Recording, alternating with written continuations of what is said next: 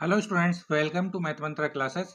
बच्चों, आज हम प्रश्नावली 5.2 में प्रश्न संख्या 5 और उसके आगे के प्रश्न करेंगे। तो पांचवा प्रश्न है, निम्नलिखित समांतर श्रेणियों में से प्रत्येक श्रेणी में कितने पद है। तो हमको ये दो समांतर श्रेणी यहाँ पर दी हुई है और इन समांतर श्रेणियों में बताना है कि कितने पद है। तो देखो, यहाँ पर 7, 13, 19 और फिर आगे करके आखिरी पद दे रखा है 205। तो प्रथम पद ज्ञात है और आखिरी पद ज्ञात है और दो पदों को घटाकर हम इसका सारवंतर डी निकाल लेंगे।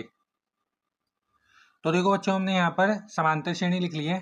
इसका प्रथम पद a बराबर तो हो जाएगा 7। 7 से शुरू हो रही है सीरीज और सारवंतर डी निकालेंगे तो डी का सूत्र होता है a2 माइनस a1, मतलब दूसरे पद में से पहला पद घटा देंगे।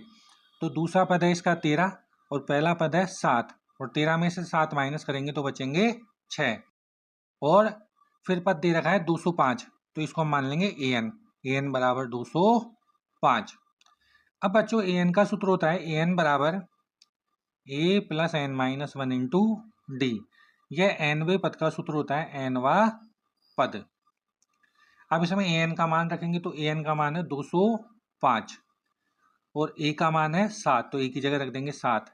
n का मान ज्ञात करना है तो n माइनस 1 को ऐसे ही रखेंगे और d का मान है 6, या d की जगह रख देंगे हम 6।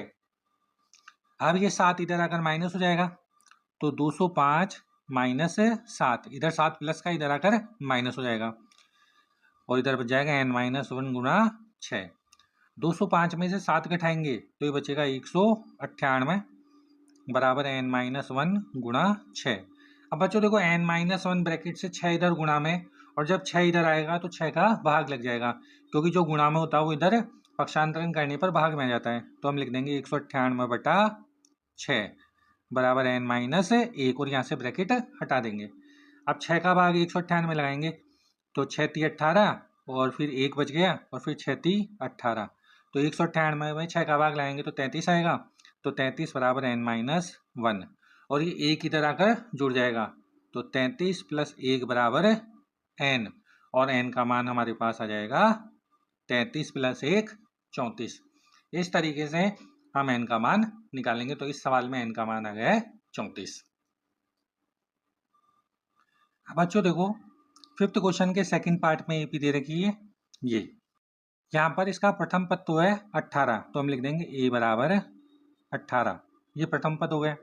अब इसका निकालेंगे सारवंतर d और सारवंतर d का सूत्र होता है a2 माइनस a1, दूसरे पद में से पहला पद घटा देंगे। तो देखो, दूसरा पद है 15 से 1 बटा 2 और पहला पद है 18, तो 15 से 1 बटा 2 माइनस 18 लिख दिया।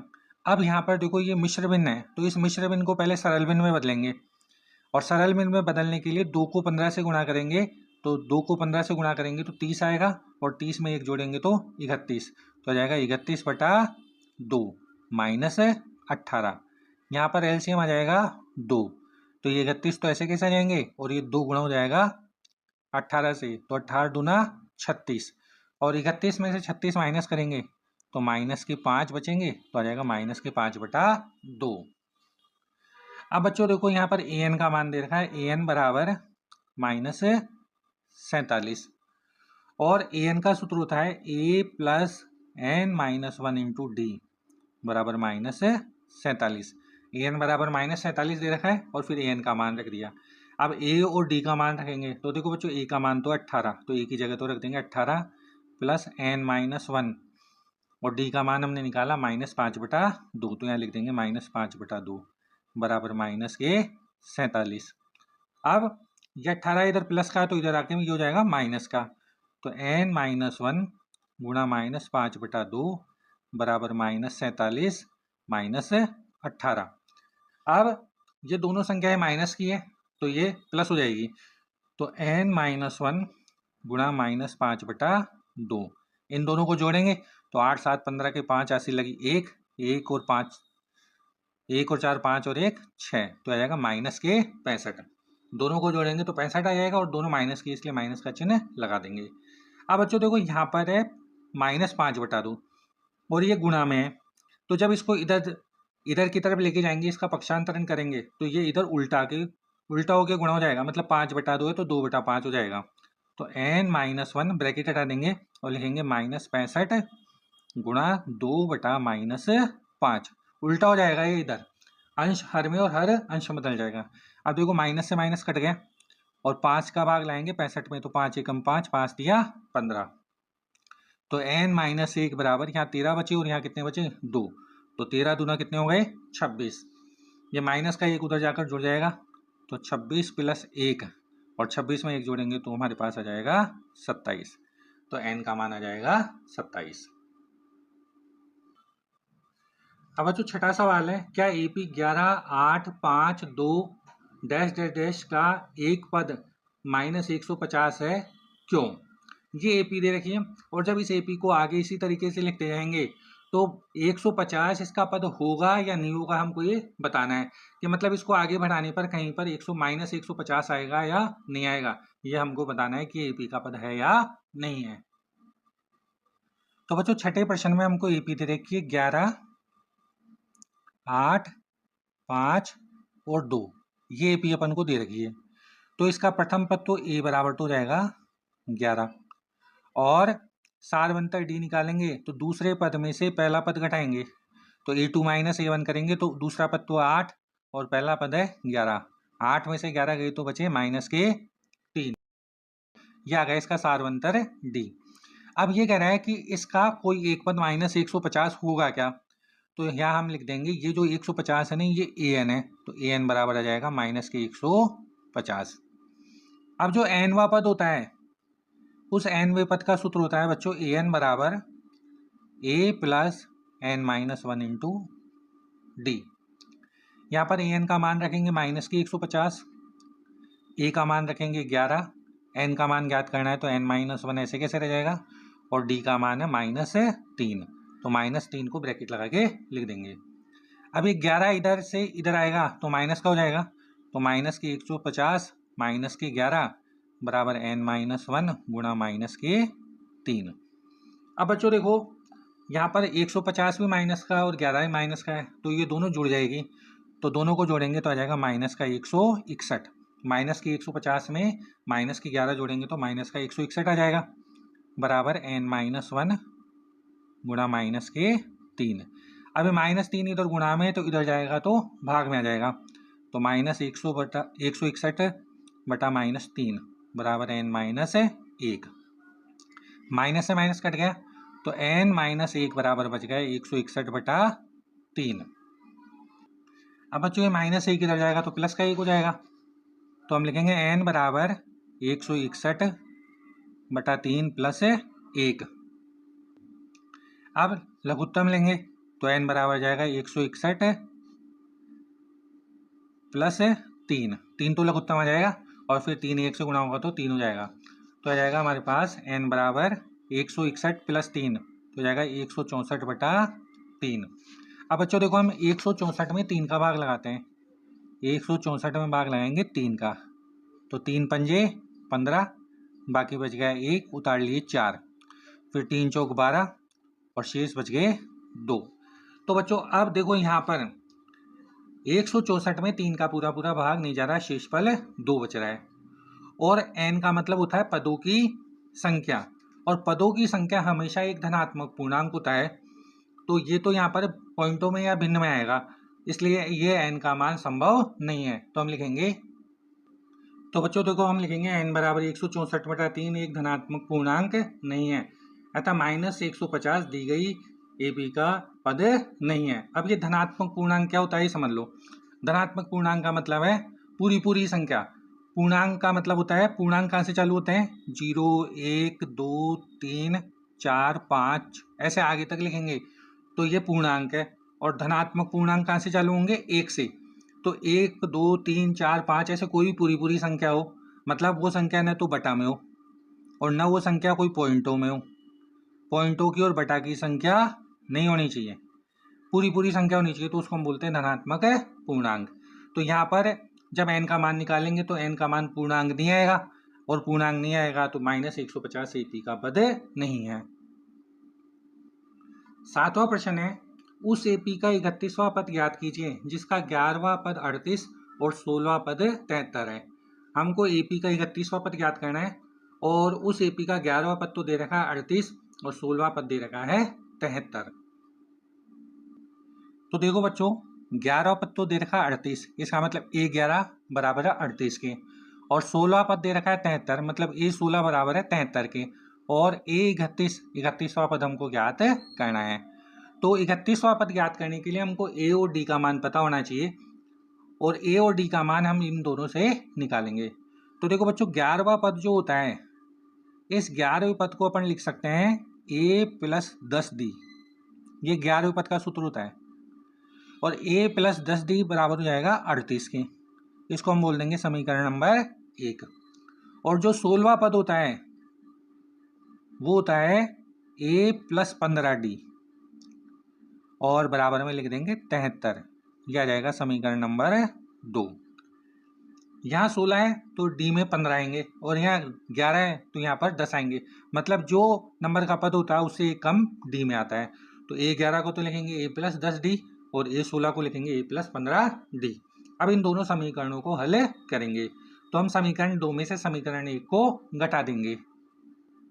तो समीकरण 2 में से समीकरण 1 को घटाने पर, तो पहले हम समीकरण 2 लिखेंगे, तो समीकरण 2 क्या है, A प्लस 15D बराबर 73, ये तो समीकरण नंबर 2 है। और इसमें समीकरण 1 घटानी है, तो समीकरण 1 को इसके नीचे लिख देंगे A प्लस 10D बराबर 38। अब जब दोनों समीकरणों को घटाएंगे तो घटाते हैं तो चिन्ह बदल जाते हैं, तो ये जो A है ये तो जाएगा माइनस का, और ये D है ये हो जाएगा माइनस का, और ये 38 भी हो जाएगा माइनस का, क्योंकि ये तीनों प्लस के हैं तो चिन्ह बदल जाएंगे, तीनों जाएंगे माइनस के। अब घटाएं तो A में से A गया तो 0, तो ये तो पूरा कट गया। और अब देखो यहाँ पर है 15D, और 15D में से हमको घटाने हैं 10D, तो 15D में से 10D घटाएंगे तो बचेगा 5D, और 73 में से घटाने हैं 38, तो 73 में से 38 घटाएंगे तो 13 में से 8 गए तो कितने बचे 5, और 6 में से 3 गए तो कितने बचे 3, तो 73 में से 38 घटाएंगे तो बचेगा 35।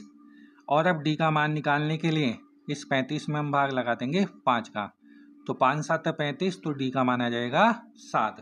और ये D का मान समीकरण 1 या 2 किसी में भी रखकर हम A का मान निकाल लेंगे। तो हम लिखेंगे D बराबर 7 समीकरण 1 में रखने पर। तो समीकरण 1 है बच्चों A प्लस 10D बराबर 38,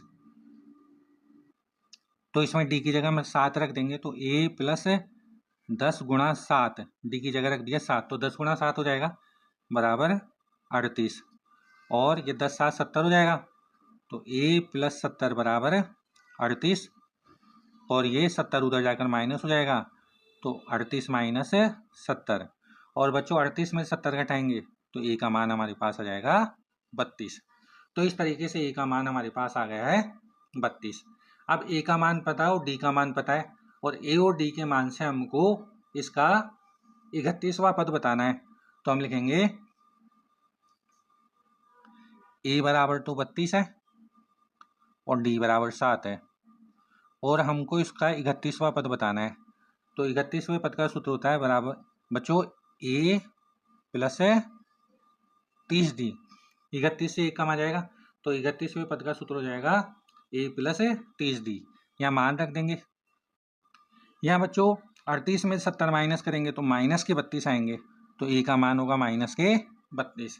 अब यहाँ A की जगह रख देंगे माइनस 32 प्लस 30 गुणा D का मान रख देंगे 7, तो आ जाएगा माइनस 32 प्लस 30 को 7 से गुणा करेंगे तो आ जाएगा 210, और 210 में से हम घटाएंगे 32, तो ये हो जाएगा 10, 10 में से 2 गए तो 8, और फिर 20 में से 3 गए तो 17, तो आ जाएगा 178। मतलब इस AP का 31वां पद है 178। अब बच्चों 8वां प्रश्न है, एक AP में 50 पद है जिसका तीसरा पद 12 और अंतिम पद 106 है, इसका 29वां पद ज्ञात है कीजिए। तो देखो 50 पद दे रखे हैं, मतलब ये तो n का मान है, और तीसरा पद 12 है तो A3 का मान 12 है, और अंतिम पद 106 है तो इसको मान लेंगे AN, तो AN बराबर 106 दे रखा है, और 29वां पद मतलब A29 हमसे पूछ रहा है। तो देखो बच्चों 8वें सवाल में पदों की संख्या तो दे रखी है 50, तो n का मान तो हो गया 50, और तीसरा पद 12 दे रखा है तो a3 बराबर 12 और अंतिम पद 106 है तो an बराबर 106 लिख लेंगे और 29वां पद पूछ रहा है तो a29 का मान हमको ज्ञात करना है। अब बच्चों a3 12 दे रखा है तो a3 का सूत्र क्या होता है a3 बराबर होता है a प्लस 2d और इसका मान है 12 के बराबर, क्योंकि a3 को हम लिखेंगे a प्लस 2d, यहाँ जितना होता है उससे एक कम ही आता है तो a प्लस 2d बराबर हो जाएगा 12। अब बच्चों an का सूत्र होता है an बराबर a plus n minus 1 into D, ये an का सूत्र होता है और an का मान दे रखा है 106 तो an की जगह रख देंगे 106। a का मान अपन को पता नहीं है तो a को तो a लिख देंगे और n का मान दे रखा है 50 तो n की जगह रख देंगे 50 माइनस 1 और यहाँ लिख देंगे d। अब इसको हल करें तो 106 बराबर a प्लस और 50 में से 1 माइनस करेंगे तो 49 डी, तो इसको यूँ लिख देंगे a प्लस 49 डी बराबर 106। तो ये जो था इसको तो हम समीकरण नंबर 1 मान लेंगे और इसको समीकरण नंबर 2 मान लेंगे और अब समीकरण 2 में से समीकरण 1 को घटाएंगे तो हम लिखेंगे समीकरण 2 में से समीकरण 1 को घटाने पर तो पहले समीकरण 2 लिख देंगे a प्लस 49 डी बराबर 106 और इसके नीचे समीकरण 1 लिख देंगे a प्लस 2d बराबर 12 और जब घटाएंगे तो चिन्ह बदल जाएंगे तो ये तो हो जाएगा माइनस का, ये माइनस का हो जाएगा, ये भी माइनस का हो जाएगा और a में से ए घटाएंगे तो a से ए कैंसिल हो गया। 49 में से 2 कम करेंगे तो 49 डी में से 2 डी कम करें तो आ जाएगा 47 डी और 106 में से 12 कम करेंगे तो आ जाएगा 94 और डी का मान निकालने के लिए 94 में हम भाग लगा देंगे 47 का तो डी का मान आ जाएगा हमारे पास 2। अब ये डी का मान हम समीकरण 1 या 2 कहीं भी रखकर ए का मान निकाल लेंगे तो हम लिखेंगे डी बराबर 2 समीकरण 1 में रखने पर तो समीकरण 1 है a प्लस 2d बराबर 12 और यहाँ डी का मान रख देंगे तो a प्लस 2 और डी का मान रखेंगे 2 तो यहाँ जाएगा 2 गुणा 2 बराबर 12, 2 गुणा 2 जाएगा 4 तो a प्लस 4 बराबर 12 और ये 4 उधर जाकर माइनस हो जाएगा तो a बराबर हो जाएगा 12 माइनस 4 और 12 में से 4 घटाएंगे तो हमारे पास आ जाएगा 8। तो इस तरीके से हमारे पास a और d के मान आ गए हैं। अब हमको ज्ञात करना 29वां पद, 29वां पद हमको ज्ञात करना है तो 29वां पद होता है a29 बराबर a प्लस 28 डी, यह 29वें पद का सूत्र हो जाएगा। अब यहाँ पर a का मान रख देंगे 8 प्लस 28 और d का मान है 2 तो गुणा 2, इसको हल करेंगे तो 8 प्लस 28 दूनी 56 और 56 में 8 जोड़ेंगे तो आ जाएगा 64 तो 29वां पद हो जाएगा इसका 64। अब बच्चों नवा सवाल है, यदि किसी एपी के तीसरे और 9वें पद क्रमशः 4 और -8 है तो इसका कौन सा पद शून्य होगा। मतलब तीसरा पद तो 4 दे रखा है, 9वां पद -8 दे रखा है और कौन सा पद शून्य होगा ये हमसे पूछ रहा है तो मान लेंगे nवां पद शून्य होगा और फिर बताएंगे कि कौन सा पद शून्य होगा, n का मान हम बताएंगे। तो बच्चों देखो प्रश्न संख्या 9 में तीसरे पद का तो मान 4 दे रखा है, मतलब a3 बराबर 4 दे रखा है और 9वें पद का मान -8 दे रखा है तो a9 बराबर हो जाएगा -8 और ये कह रहा है कौन सा पद शून्य होगा तो मान लेंगे माना एपी का nवां पद शून्य है और nवां पद अगर शून्य है तो an का मान किसके बराबर हो जाएगा 0 के। अब इस सवाल को हम हल करते हैं तो बच्चों देखो 9वां पद दे रखा है, तीसरा पद दे रखा है तो तीसरे पद को हम कैसे लिखते हैं a प्लस 2d बराबर 4, तीसरे पद को लिखेंगे a प्लस 2d या 3 है तो यहाँ 2 आएगा और 9वां पद a9, 9वां पद को कैसे लिखेंगे a प्लस 8d और इसका मान दे रखा है -8 के बराबर, इसको समीकरण नंबर 1 मान लेंगे और इसको समीकरण नंबर 2 मान लेंगे और समीकरण 2 में से समीकरण 1 को घटाएंगे तो बच्चों हम लिखेंगे समीकरण 2 में से समीकरण 1 को घटाने पर तो समीकरण 2 लिख देंगे पहले। तो समीकरण 2 है a प्लस 8d बराबर माइनस के 8, और समीकरण 1 है a प्लस 2d बराबर है 4। अब जब घटाएंगे तो घटाने पर नीचे वाले समीकरण के चिन्ह बदल जाएंगे। तो ये तो हो जाएगा माइनस का, ये माइनस का हो जाएगा, और ये भी माइनस का हो जाएगा। अब इनको घटाएं तो a में से ये गया तो 0, और 8d में से 2d गए तो 6d बच गया, और माइनस के 8 और माइनस के 4 मिलकर हो जाएंगे माइनस के 12। और d का मान निकालने के लिए -12 में हम भाग लगा देंगे 6 का। तो 6 का भाग लगाएंगे तो 6 दूनी 12, तो d बराबर आ जाएगा -2। अब ये d का मान समीकरण 1 या 2 किसी में भी रखकर a का मान निकालेंगे। तो हम लिखेंगे d बराबर -2 समीकरण 1 में रखने पर। तो समीकरण 1 है a प्लस 2d बराबर 4, और इसमें d का मान हम रख देंगे -2। तो a प्लस 2 गुणा -2, d की जगह -2 लिख देंगे ब्रैकेट लगा के, बराबर 4, और 2 को -2 से गुणा करेंगे तो आएगा माइनस के 4। तो a - 4 बराबर 4, और ये माइनस का 4 उधर जाकर प्लस का 4 हो जाएगा। तो a बराबर आएगा 4 प्लस 4, और 4 और 4 मिलकर हो जाएंगे 8। तो a का मान हमारे पास आ जाएगा 8। तो बच्चों इस तरीके से देखो हमारे पास a का मान तो आ गया 8, और d का मान आ गया -2। अब सवाल में कह रहा था कि इसका कौन सा पद शून्य होगा। तो हमने मान लिया था n वां पद शून्य है, मतलब an का मान किसके बराबर है, 0 के बराबर। तो हम लिख देंगे an बराबर 0, और an का सूत्र होता है a plus n-1 into D, और बराबर में आ जाएगा 0। यहाँ पर a और d का मान लिख देंगे। तो a का मान तो है 8 प्लस n-1, ये ऐसे कैसे रह जाएगा, और d का मान है -2। तो -2 ब्रैकेट में लगा के लिख देंगे, बराबर 0। अब ये 8 उधर जाएगा तो माइनस का 8 हो जाएगा। तो n-1 गुणा -2 बराबर माइनस के 8, या 8 उधर जाकर माइनस का हो गया। अब यहाँ देखो -2 गुणा में, तो -2 गुणा में तो इधर जाएगा तो भाग में आ जाएगा, तो यहाँ बचेगा n-1, ब्रैकेट हटा देंगे, -8 बटा -2, माइनस से माइनस कट गया, 2 चौक 8, तो ये 4 बार कट जाएगा। तो n-1 बराबर बच जाएगा 4। ये -1 उधर जाएगा तो +1 हो जाएगा, तो n बराबर जाएगा 4 + 1, और n का मान आ जाएगा 5। n का मान 5 आ गया, इसका मतलब है 5वां पद शून्य होगा, 5वां पद शून्य होगा। तो हम लिख देंगे भी 5वां पद शून्य है। अब बच्चों 10वां सवाल है, किसी एपी का 17वां पद उसके 10वें पद से 7 अधिक है, इसका सारवंतर ज्ञात है कीजिए। तो जो 17वां पद है वो 10वें पद से 7 अधिक है, ये हमको दे रखा है, और फिर इसका सारवंतर डी हमको ज्ञात करना है। तो बच्चों देखो 10वें सवाल में हमको दिया हुआ 17वां पद उसके 10वें पद से 7 अधिक है।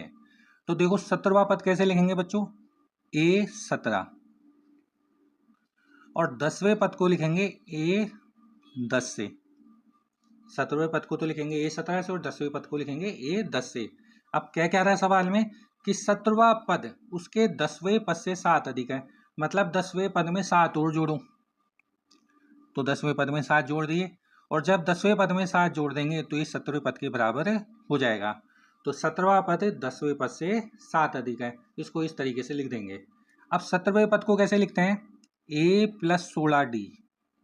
17वें पद को ऐसे लिखेंगे बराबर, और 10वें पद को क्या लिखेंगे, a + 9d + 7। 17 है तो यहाँ पर 16 आएगा, और यहाँ 10 है तो यहाँ 9 आएगा। तो 17वें पद को तो लिखेंगे a + 16d से, और 10वें पद को लिखेंगे a + 9d से। a + 16d, ये a इधर आएगा तो माइनस का हो जाएगा, तो -a, और ये 9d इधर आएगा तो माइनस के 9d हो जाएगा, और 7 को यहीं रहने देंगे, ये 7 यहीं रहने देते हैं अभी। अब बच्चों देखो घटाएंगे तो a यहाँ पर प्लस का और यहाँ पर माइनस का है, तो a से a तो कट जाएगा, a में से a गया तो 0, और 16d में से 9d माइनस करेंगे तो 16 में से 9 गए तो कितने बचे, 7, तो इधर बच जाएगा 7d। 16d में से 9d माइनस करेंगे तो बचेगा 7d, और बराबर बच जाएगा 7, और d का मान निकालने के लिए 7 का इधर भाग लगा देंगे, तो 7 बटा 7, और 7 में 7 का भाग लगाएंगे तो 1 आ जाएगा। तो यहाँ पर इस सवाल में सार्वंतर डी का मान ज्ञात करना था, वो आ गया है 1, तो डी बराबर है 1।